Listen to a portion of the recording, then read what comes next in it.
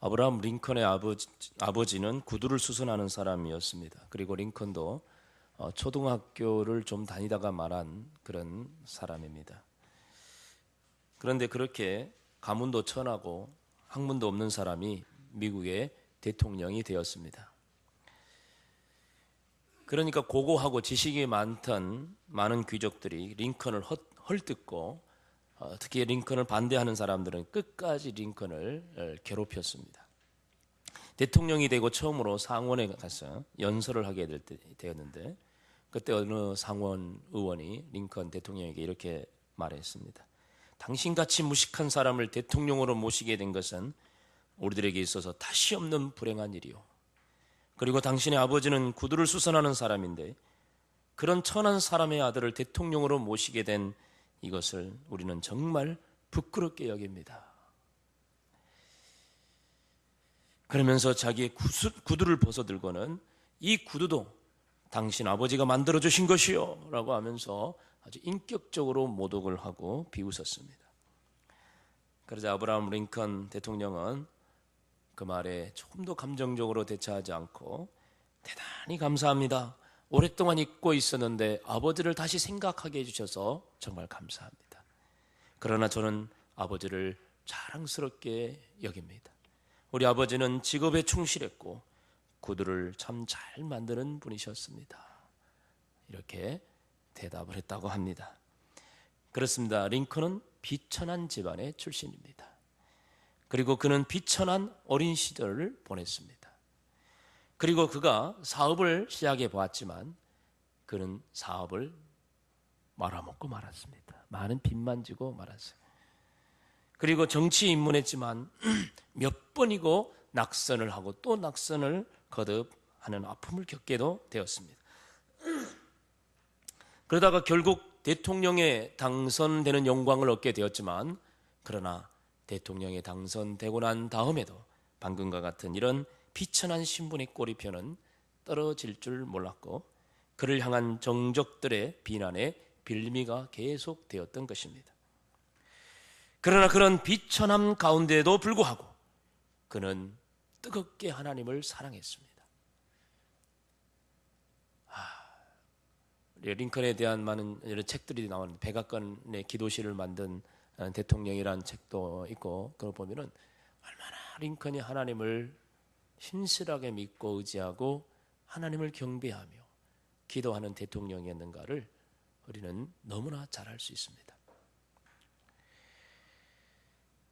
그렇게 비천함 출신이고 비천함의 그런 대명사라고 말할 수 있었던 그런 대통령이었지만 그는 하나님을 사랑하는 마음, 하나님을 경배하는 마음, 하나님을 찬양하는 그의 삶은 조금도 흔들림이 없었고 더욱더 뜨거워졌습니다.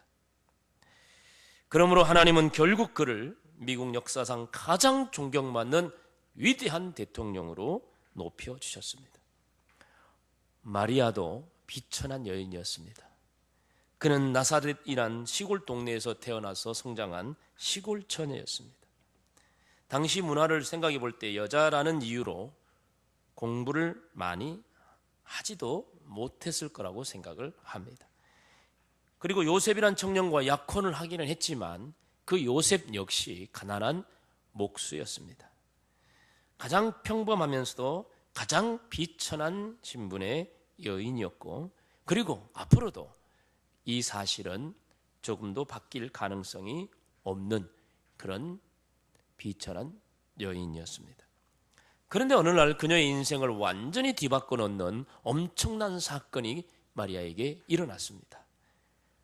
어느 날 가브리엘 천사가 마리아를 찾아와서 이렇게 말했습니다. 마리아여, 무서워하지 말라. 네가 하나님께 은혜를 입었다. 보라, 이제 네가 잉태하여 아들을 낳게 될 것인데 이름을 예수라고 해라. 이 너무나 충격적이고 너무나 정말 처녀가 아이를 갖게 된다는데 이거 진짜 말해야 됩니까? 너무나 이게 정말 생각지도 못한 충격적인 이런 이야기를 듣고 하는 말이 저는 남자를 알지도 못하는데 제가 어떻게 아이를 잉태할 수 있겠습니까? 라고 물었을 때 천사가 말합니다. 걱정하지 말아라. 성령이 너에게 임하고 지극히 높으신 이의 능력이 너를 덮을 것이니 그러면 너는 아이를 잉태할 것이다. 네가 잉태할 아이는 인류를 구원할 하나님의 아들이다. 하나님의 모든 말씀은 능하지 못하심이 없단다. 이렇게 말했을 때 마리아는 겸손히 대답합니다. 주의 여종이오니 그 말씀대로 내게 이루어지기를 원합니다. 그러자 그 순간 마리아에게는 하나님의 아들 예수님이 잉태하게 되었습니다. 마리아는 자기와 같이 비천한 여인이 그 누구도 알아주지 않는 시골의 한 평범한 처녀였던 자기를 하나님이 특별히 택하셔서 하나님의 아들을 잉태하게 했다는 사실이 도저히 믿겨지지가 않았습니다. 그리고 그 사실은 그녀에게 너무나 감격적인 일이었고 너무나 흥분된 일이었습니다. 그래서 그녀는 하나님께 찬양하며 경배하고 있습니다. 그것이 바로 오늘 본문의 배경입니다. 사실 마리아는 처녀의 몸으로 임신을 한 것입니다. 요즘 같은 시대에도 처녀가 아이를 가지면 용납하기 힘든 문화 아닙니까? 그런데 그 당시에는 처녀가 임신했을 경우에는 그냥 욕이나 좀 얻어먹고 마는 그 정도가 아니고 돌에 맞아 죽어야 되는 중죄인이었습니다. 특히 결혼을 하거나 약혼을 한 여자가 이런 일을 하게 되었을 경우에는 이건 더 엄격하게 다루어지게 되었습니다. 그런데 마리아는 이미 요셉과 약혼을 한 그런 상태였습니다. 한 남자의 아내가 되기로 약속한 상태였는데 다른 사람의 이 아이를 임신하게 되었으니 이것은 요셉에 대한 배신이었고 하나님의 율법에 대한 거역이었습니다. 그러나 요셉이 마리아를 데려와 그녀를 보호해 줍니다. 그래서 사람들은 마리아가 임신한 아이가 요셉의 아이라고 알게 되었고 그로 인해서 사회적인 심판을 당하지 않게도 되는 그런 보호를 받게 되죠. 이 모든 상황 결코 그렇게 되었지만은 사실은 마리아에게는 이 모든 상황이 결코 만만치 않은 상황이었을 것입니다. 자신과 같은 비천한 여인을 불러서 하나님께서 하나님의 아들을 임신하게 했지만 그러나 그 당시 사회적인 비난과 조롱과 파혼을 당할지도 모른다는 그런 상황은 이 시골 처녀 마리아가는 감당하기 어려운 그런 일일 수도 있을 것입니다. 그럼에도 불구하고 그는 하나님을 뜨겁게 찬양하고 있습니다. 내 영혼이 주를 찬양하며 내 마음이 하나님 내 구주를 기뻐하였으면 그의 여종의 비천함을 돌보셨습니다. 하나님이 나같이 비천한 여인을 돌아보셨다. 하나님이 나같이 비천한 여인을 돌아보아 주셨구나.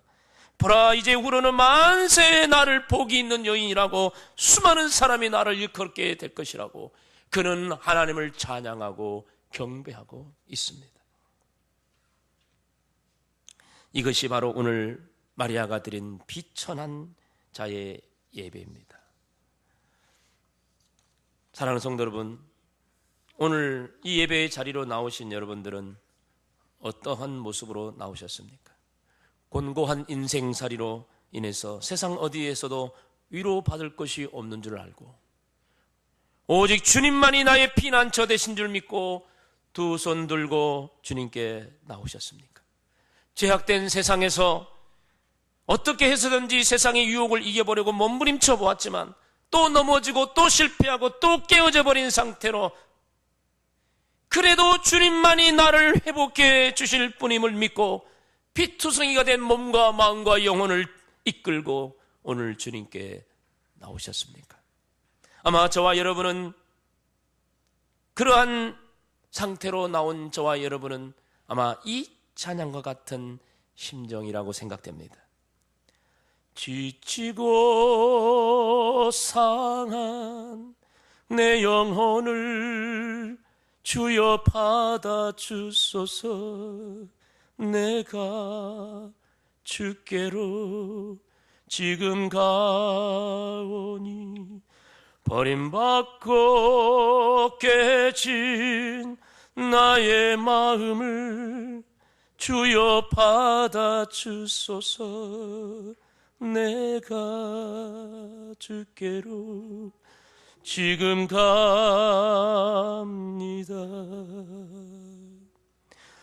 험한 세상에 나 혼자 있게 마시고 오 주여 나를 인도하소서. 거친 비바람 불어올 때 나를 보호하시고 오 주여 나를 인도하소서.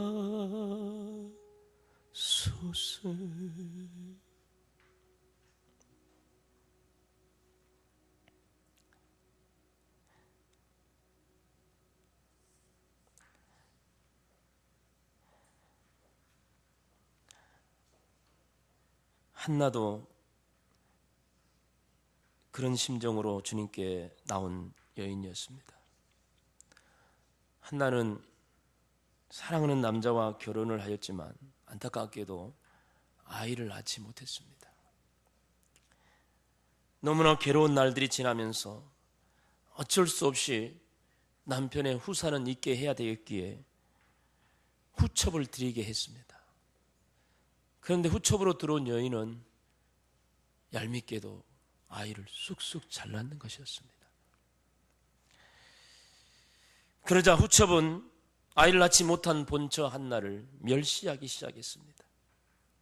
한나는 아이를 낳지 못한다는 서러움과 후첩에게 받는 멸시, 그 멸시로 인한 원통함 때문에 그래도 오직 하나님만이 내 마음을 아실 것이라고, 하나님만이 나의 비천함을 아시고 내 원통함을 아시고 나의 문제를 해결해 줄 줄 알고 성전에 나와서 눈물로 울부짖으며 하나님께 기도합니다. 그녀는 지치고 상한 마음으로 하나님께 나왔습니다. 버림과 받고 깨진 마음으로 주께 나왔습니다. 답답하고 고통스러운 심정으로 주님께 나온 것입니다. 그리고 내 힘으로는 어찌할 수 없어 이제 주님만 바라봅니다. 주여 나를 살려달라고 외치며 부르짖고 있습니다. 한나는 이 세상 모든 여인들 중에 가장 비천한 모습으로 주님 앞에 두 손 들고 나온 것입니다. 그러자 하나님께서는 그녀의 기도를 들어주시고 가장 멋진 아들 사무엘을 선물로 주십니다. 그러므로 하나님께서는 그녀의 무너진 자존감을 높여주셨으며 한없이 떨어진 그녀의 가치를 높여주셨으며 모든 눈물과 아픔과 고통과 상처와 절망의 구렁텅이에서 그녀를 건져주셨습니다. 이런 놀라운 은혜를 경험한 한나가 이렇게 찬양합니다. 사무엘장 2장 1절 이하는 한나의 찬양이며 마리아의 찬양과 이게 상통한 그런 내용입니다. 한나가 기도하여 이르되 내 마음이 여호와로 말미암아 즐거워하며 내 뿔이 여호와로 말미암아 높아졌으며 내 입이 원수들을 향하여 크게 열렸으니 이는 내가 주의 구원으로 말미암아 기뻐함이니이다. 구약에서 대표적인 비천한 여인이 비천한 마음과 비천한 영으로 주께 나와 하나님의 은혜를 경험하고 회복되어 하나님을 경배하는 것이 한나고, 신약에서는 대표적으로 비천한 여인이었던 마리아가 하나님의 특별하신 은혜를 힘입어서 하나님 앞에 나와 찬양하고 경배하는 것이 바로 마리아죠. 비천한 자들의 찬양이요 경배요 예배였습니다. 그렇습니다. 하나님은 가장 비천한 모습으로 주님께 나와 주님만 바라보는 성도들의 예배를 그냥 받으시지 않으시는 것입니다. 마리아는 비천한 가운데 나와 주님을 찬양하고 경배하였을 때 하나님이 자신을 어떻게 해 주시는지에 대해서 고백하고 있습니다. 51절에 보면은 본문 51절 우리 같이 한번 볼까요? 그의 팔로 힘을 보이사 마음의 생각이 교만한 자를 흩으셨고, 네, 하나님은 교만한 자를 흩어버리시고 겸손한 자를 높여주시는 분이시라고 고백합니다. 52절 같이 보십시다. 권세 있는 자를 그 위에서 내리치셨으며 비천한 자를 높이셨고, 하나님은 권세를 부리는 자를 내리쳐버리시고 비천한 자를 높여주시는 분이라고 하십니다. 53절에 볼까요? 줄이는 자를 좋은 곳으로 배불리셨으며 부자는 빈손으로 보내셨도다. 하나님 어떤 분입니까? 이 하나님의 성품은 부자라고 큰 소리치는 자들은 오히려 빈손으로 만들어버리시고 굶주린 자를 좋은 곳으로 배불리게 해주시는 바로 그러한 성품을 가지신 분임을 말씀하고 있습니다. 이것이 우리가 드리는 예배 시간에 하나님이 하시는 일인 줄 믿습니다. 지금 이 예배 시간에 하나님이 우리 가운데 역사하시고 계시는데 어떻게 하시고 계신다고요? 마음이 교만한 자를 흩어버리시고 겸손한 자는 높여주고 계십니다. 하나님은 권세 있는 척 권세를 부리는 자들을 내리쳐버리시고 스스로 비천한 자라 여기는 자를 이 시간 회복해 주시고 높여주시고 있는 줄 믿습니다. 하나님은 이 시간, 이 예배 시간에 스스로 부자인 척 교만하고 부자인 척 거먹드리는 이런 큰 소리치는 자들의 그 빈손으로 만들어버리시고 줄인 자들을 좋은 것으로 배불리게 해주시는 바로 그런 시간이 오늘 이 예배의 시간인 줄 믿습니다. 주님이 이 시간에 그렇게 하시고 계십니다. 그러면 우리들은 하나님께 나올 때 교만한 모습으로 나오면 안 됩니다. 무엇이 그리 당당한지, 무엇이 그리 대단한지 하나님께 나와 예배하면서 조금도 자신의 마음을 낮추지 않고 이러니 저러니 비판만 하고 있고 도저히 하나님께 마음의 문을 열지 못하는 교만한 자들이 우리 가운데 있지 않습니까? 얼마나 높은 벼슬을 하는지는 몰라도 하나님께 예배하러 나오면서 얼마나 거드름을 피우는지 몰라요. 누가 먼저 인사하지 않으면 인사성이 없는 교회라고 그러고, 누가 먼저 알아주지 않으면 친절하지 않는 교회라고 뭐라 그러고, 교회가 좀 시설이 불편하면 뭐 이렇게 교회가 시설이 엉망이야, 뭐 이렇게 교회가 엘리베이터도 없어, 뭐 그냥 불평이 왜 이리 더 많은지 몰라요. 얼마나 거드름을 피우는지 몰라. 이 하나님 앞에 나오면서, 거룩하신 하나님 앞에 나오면서 뭐 대단한 벼슬을 하고 있는지 몰라도 왜 이렇게 세상적인 권세를 드러내며 그렇게 비판하고 불평하는지 몰라. 우리는 하나님께 나오면서 부자라고 거만해서도 안 됩니다. 조금 못 사는 사람들 보면은 무시하고, 조금 좀 옷 좀 허름한 옷을 입고 오면은 인사도 하지 않고, 교회가 왜 이리 헌금을 하라고 강요하는지 모르겠다면서 뭐 교회에 헌금에 대한 어떤 알레르기 반응을 보이는 사람 많아요. 여러분, 돈 없는 사람 절대 헌금의 이야기에 있어서요 상처받지 않습니다. 진짜입니다. 돈 없는 분들은 헌금에 대한 이야기하면 내가 어떻게 하면 더 많이 드릴 수 있을까? 내가 어떻게 하면 11조를 좀 많이 할 수 있을까? 은혜 받고 도전 받지 절대 알레르기 반응 안 보입니다. 근데 좀 있는 사람들이 내놓기 싫으니까 교회 가면 헌금 이야기를 한다고 맨날 그거 갖고 비난하는 거예요. 하기야 뭐 원래 좀 있는 사람들도 인석한 거 아닙니까? 있는 사람이 더 인색해요. 교회 못 좀 기부를 해놓고서는 교회가 그것을 알아주지 않는다고 은근슬쩍 삐져가지고 시험에 드는 사람들이 많이 있어요. 여러분, 좀 부자라고 거만하지 마시기 바랍니다. 부자라고 그렇게 하나님 앞에 인색하지 말아야 됩니다. 부자라고 그렇게 인정받고 대접받으려고 하지 말아야 됩니다. 하나님께서는 그렇게 교만한 사람들, 하나님께 나오면서 그렇게 권세 있는 척하는 사람들, 부자인 척하는 사람들의 예배를 받지 않으십니다. 그들의 모든 것을 꺾어버리시고 흩어버리시고 빈손으로 돌아가게 하시는 것이 바로 예배입니다. 이번에 266대 교황에 선출된 분은 남미 출신, 최초로 남미 출신의 사람이 됐다고 합니다. 아르헨티나 출신입니다. 호르헤 마리오 베르골리오. 이름이 희한하죠. 베르골리오. 발음을 좀 더 강하게 하면 안 됩니다. 베르골리오 그러면 안 되고 골리온지 모르겠지만 어쨌든 하여간 호르헤 마리오 베르골리오라고 부르는 76살 되시는 분이 주기경이 됐다고 합니다.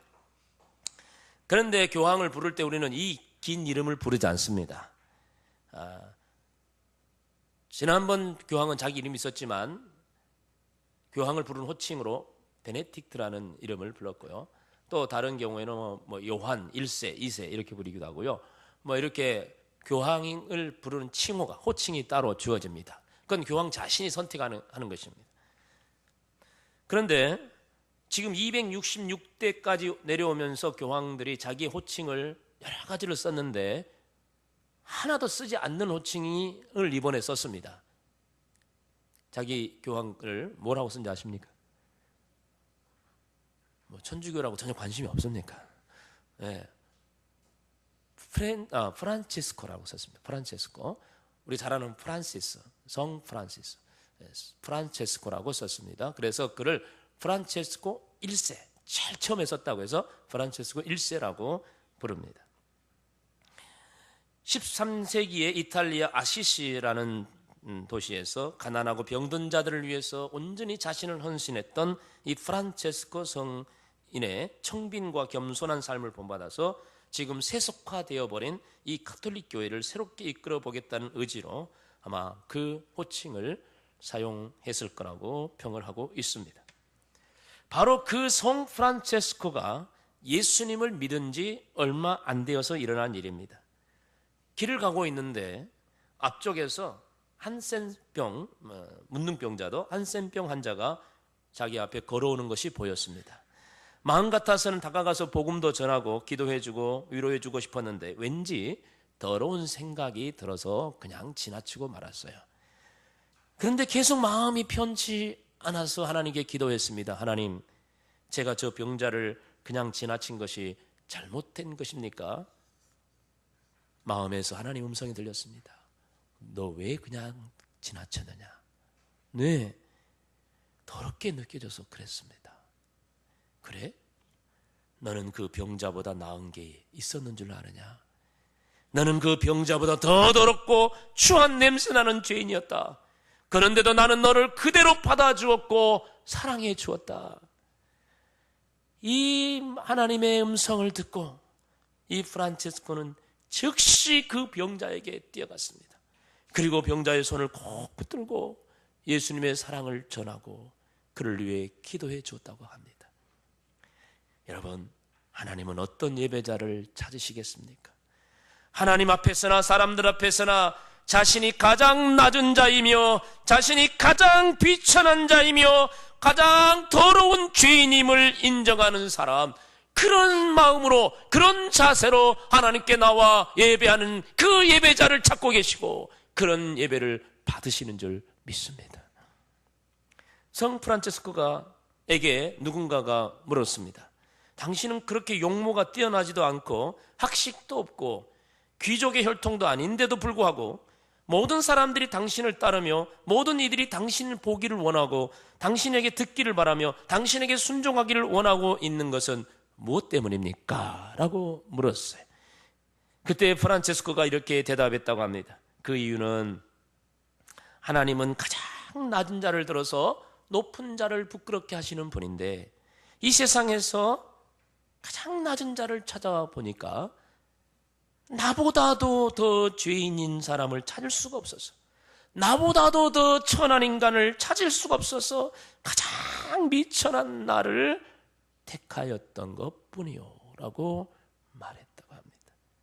자신을 가장 더러운 죄인으로 인정하고 자신을 가장 천한 인간으로 가장 비천한 사람으로 자신을 인정했던 이 프란체스코, 그런 자세로 늘 하나님 앞에 나아가니까 하나님이 그를 높여주시고 하나님이 그의 예배를 기쁨으로 받아주시더라는 것입니다. 사랑하는 성도 여러분, 그러면 우리들도 하나님께 나올 때는 겸손한 자세로 나와야 합니다. 우리가 하나님께 나올 때는 비천한 심령으로 나와야 합니다. 우리가 하나님께 나올 때는 하나님의 은혜에 굶주린 모습으로, 하나님의 은혜에 갈급한 마음으로 간절히 주님의 은혜를 사모하면서 나와야 된다는 것입니다. 그런 마음으로 예배할 때 그 예배자의 모습은 참된 예배자의 모습이 되는 것입니다. 그런 비천한 자세로 예배할 때 하나님은 그 예배 시간에 그 사람을 한없이 높여주십니다. 교만한 자는 낮추시지만 그런 겸손함으로 예배드린 자는 높여주십니다. 권세 있는 자는 완전히 흩어버리시지만 그렇게 비천한 마음으로 주 앞에 나온 자는 하나님이 높여주십니다. 부자인 척하며 거드름 피운 자는 다 하나님이 빈손으로 돌아가게 하시지만 심령이 가난하고 갈급하고 굶주린 마음으로 주 앞에 나온 사람들은 하나님이 그들에게 풍성한 좋은 것으로 채워주시는 줄 믿습니다. 하나님께 나와 예배하는 우리의 모습이 어떤 자세가 되어야 할 것입니까?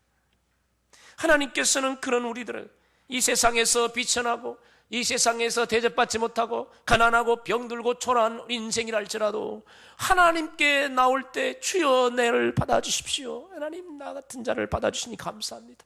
기쁨으로 나와 찬양하고 경배할 때 주님은 그의 무너진 자존감을 높여주시고 한없이 떨어진 그의 가치를 높여주시며 눈물과 아픔과 고통과 상처와 절망의 구렁텅이에 빠져있다 할지라도 그런 자들이 하나님께 예배할 때 그를 건져주시는 분이시오. 높여주시는 분이라 그 말입니다. 주님께서 이렇게 말씀하셨습니다. 스바냐 3장 16절 17절 이하에 보니까 두려워하지 말아라, 두려워하지 말아라, 두려워하지 말아라. 시온아 너의 손을 늘어뜨리지 말아라. 시온아 너의 손을 늘어뜨리지 말아라. 너의 하나님 여호와가 너의 가운데 계시니 그는 구원을 베푸실 전능자이시라. 그가 너로 말미암아 기쁨을 이기지 못하시며 너를 잠잠히 사랑하시고 너로 말미암아 즐거이 부르며 기뻐하시리라 하리라.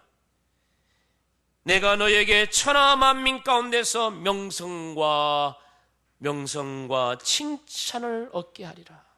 나 여호와의 말이니라. 이게 바로 우리를 향하신 주님의 마음입니다. 네가 나에게 나올 때 너의 손을 늘어뜨리지 말아라. 손을 늘어뜨린다는 말이 뭐예요? 쭉 늘어뜨리고 나온 거예요. 어깨는 그냥 쭉 쳐져가지고 두 손은 쭉 늘어뜨립니다. 여러분 혹시 그런 모습으로 죽게 나왔습니까? 여러분 인생이 너무 비천하여 너무 힘들어 곤고하여 주님 앞에 나올 때 힘이 없습니까?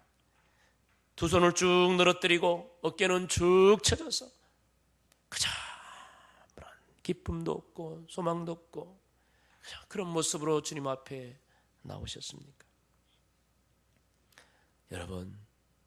여러분의 모습이 설사 그렇다 할지라도 오직 주님만이 나의 힘이 되시고 주님만이 나의 구원자 되시며 그래도 주님이 나를 사랑하여 주시고 그래도 주님이 나 같은 자도 사용해 주시는 그런 주님이시라는 믿음을 가지고 주님 앞에 나와 예배할 때 주님은 여러분의 손을 붙잡아 주실 줄 믿습니다.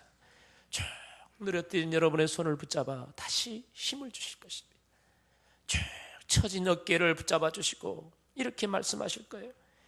힘내라, 염려하지 말아라. 나는 너를 사랑한단다. 나는 너를 볼 때 너무 기쁘단다. 나는 너를 보니 너무 행복하단다. 내가 너를 천하 만민 가운데서 칭찬과 명성을 얻게 해주겠다. 그러니 힘을 내라. 일어나라. 주님이 우리의 어깨를 만지시고 위로해 주시는 바로 그것이 우리가 드리는 예배인 것입니다. 하나님께 나와 이렇게 예배할 때마다 이렇게도 참 좋으신 주님 앞에 내가 얼마나 비천한 자인지 얼마나 부끄러운 자인지를 고백하며 예배할 때 주님은 우리를 만지시고 회복해 주시고 힘주시고 우리를 높여주시는 것입니다. 그런 하나님을 만난 마리아가 오늘 주님 앞에 고백하며 찬양하는 내용, 바로 그 내용이 저와 여러분의 고백이 되어야 할 것입니다. 주님이 나의 비천함을 모른 채 하지도 않고 멀리하지도 않고 나의 이 비천한 삶과 이 비천한 몸과 이 비천한 마음을 돌보아 주시는구나. 보라, 이제 후로는 세상 모든 사람들이 나를 복이 있다 하리라. 너 참 복 있는 사람이요, 당신은 정말 복받은 사람이라고 반드시 사람들이 나를 그렇게 불러줄 것이라고. 그러므로 내 영혼이 주님을 찬양하며 내 마음이 하나님 내 구주를 기뻐하리라. 바로 이런 마음으로 예배를 마치고 돌아가는 그런 성도들이 돼야 할 것입니다. 올 때는 비천한 마음으로 왔고, 올 때는 쭉 처진 몸과 마음으로 왔고, 올 때는 상처받고, 예배의 자리에 올 때는 힘들게 왔지만, 버림받고 깨진 몸과 마음으로 왔다 할지라도 우리를 만져주시고, 우리를 회복해 주시고, 힘주시고, 우리를 높여주시는 그 주님을 이 예배 시간에 만남으로 말미암아 돌아갈 때는, 주여, 주님이 나의 비천함을 만지시고 주님이 나의 비천함을 돌아보아 주셨군요. 나는 이제 복 있는 사람입니다. 세상 모든 사람들이 나를 복 있는 자라 할 것입니다. 나는 그 주님을 생각하니 내 영혼이 주님을 찬양하며 내 마음이 하나님 내 구주를 기뻐합니다. 할렐루야, 할렐루야. 주님이 최고입니다. 주님이 나에게 최고입니다. 이렇게 우리 그 놀라우신 주님의 사랑을 마음에 새기고 돌아가는 것, 이것이 진정 우리의 예배인 것입니다. 여러분의 삶의 예배가, 여러분의 주일마다 와서 드리는 예배가 바로 이런 예배가 되시기를 주님의 이름으로 축원합니다. 시간 함께 기도하십시다.